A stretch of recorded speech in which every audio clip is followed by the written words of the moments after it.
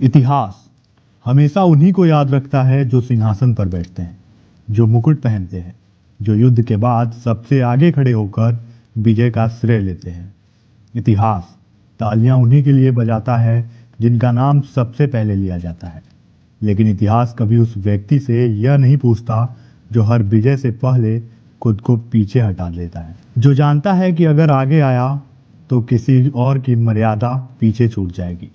रामायण भी कुछ ऐसी ही कथा है। हम इसे राम की कथा कहते हैं, मर्यादा पुरुषोत्तम राम। लेकिन रामायण सिर्फ राम की कहानी नहीं है, यह उस छाया की कहानी भी है जो हर समय राम के साथ रही। उस छाया का नाम है लक्ष्मण। लक्ष्मण जो कभी कथा का केंद्र नहीं बने, जो कभी प्रश्न नहीं बने, जो हमेशा उत्तर बनकर पीछे खड़े रहे। लक्ष्मण साधारण मनुष्य नहीं थे, वे शेषनाग थे। वो अंततः शक्ति जिस पर स्वयं भगवान विष्णु विश्राम करते हैं, जिनकी फन पर पूरा ब्रह्मांड टिका है। सोचिए, इतनी शक्ति, इतना वैभव, इतनी दिव्यता, और फिर भी उसने यह जन्म चुना जहां उसे किसी के पीछे चलना था। यह अवतार शासन के लिए नहीं था, यह अवतार पूजा के लिए नहीं था, यह अवतार सेवा के लिए था। यह कहानी शक्ति के झुकने की है, अहंकार के मरने की है।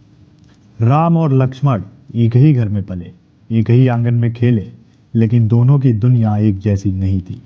राम का जीवन स्वयं के लिए था और लक्ष्मण का जीवन राम के लिए।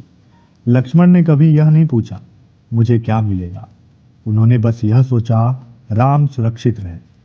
उनकी पहचान कभी अलग नहीं बनी, क्योंकि उन्होंने अलग होना सीखा ही नहीं।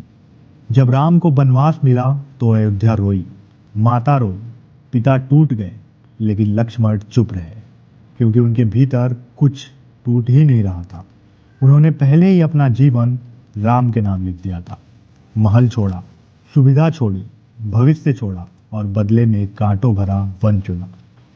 लक्ष्मण रेखा एक रेखा नहीं थी, वह एक जिम्मेदारी थी, एक जोखिम था। लक्ष्मण जानते थे अगर कुछ गलत हुआ तो इतिहास उन्हें दोषी ठहराएगा। फिर भी उन्होंने रेखा खींची, क्योंकि रक्षक अपनी छवि नहीं देखता, वह सिर्फ जिसे बचाना है उसे देखता है। जब सीता हरण हुआ राम रोए, लेकिन लक्ष्मण अंदर से टूट गए। हर श्वास उन्हें याद दिलाती रही, मैं वहां क्यों नहीं था। अब अपराध बोध उनके साथ जीवन भर चला, युद्ध भी इसे मिटा नहीं सका। लक्ष्मण स्वभाव से शांत थे, लेकिन जब युद्ध आया तो वही शांति विनाश बन गई। मेघनाद, राक्षस, सेनाएं, सबने जाना कि राम की छाया कितनी घातक हो सकती है। यह क्रोध नहीं था, यह संचित पीड़ा थी। शक्ति बाढ़ लगा, लक्ष्मण गिरे, और उस क्षण राम भगवान नहीं थे, वो सिर्फ एक भाई थे जो अपने सहारे को खो रहा था। यह रामायण का सबसे मानवीय क्षण है। युद्ध जीता गया, लंका जली, सबको इनाम मिला, लेकिन लक्ष्मण खामोश रहे, क्योंकि जिसने सब कुछ दे दिया वह मांगता नहीं।